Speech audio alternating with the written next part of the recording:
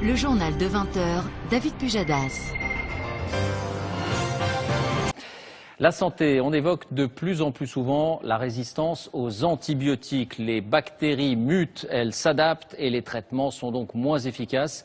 Eh bien, face à ce constat, des chercheurs et des médecins sont en train de réhabiliter la méthode qu'utilisaient nos aïeux avant la découverte de la pénicilline, inoculer des virus pour lutter contre les bactéries. Julie Beckrich.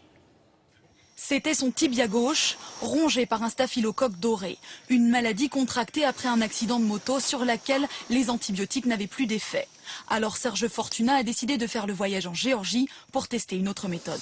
Tout m'a appelé, voilà, tout est refermé, ça coule plus, cette petite croûte devrait partir.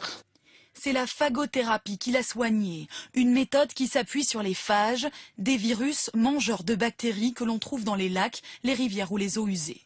Le phage cible la bactérie et y injecte son ADN. Il prend le contrôle de la bactérie qui se met à produire plein de petits phages.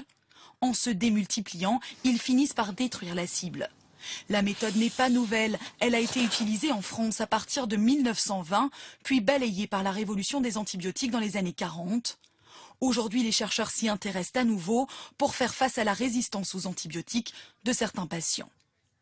Les effets secondaires sont totalement nuls. Peut-être à l'induction, c'est-à-dire au départ d'un traitement, vous avez un peu de fièvre, mal du côté du foie, mal à la tête dans les heures qui suivent, et puis après c'est terminé. Dans la communauté scientifique, certains restent sceptiques. Il n'y a à l'heure actuelle aucune preuve que cette thérapeutique soit efficace en dépit de certains cas de patients qui ont guéri, mais qui avaient probablement d'autres raisons de guérir.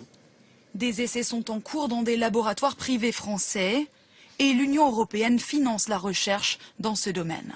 Merci de nous avoir suivis. Tout de suite, Nathalie Riouet pour la météo, avec une légère amélioration. Puis Tiger Lily, n'oubliez pas, 22h15, la parenthèse inattendue avec Frédéric Lopez.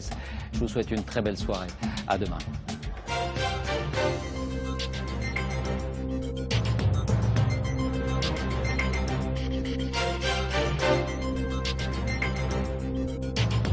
Toute l'info en continu sur le site et l'application France TV Info.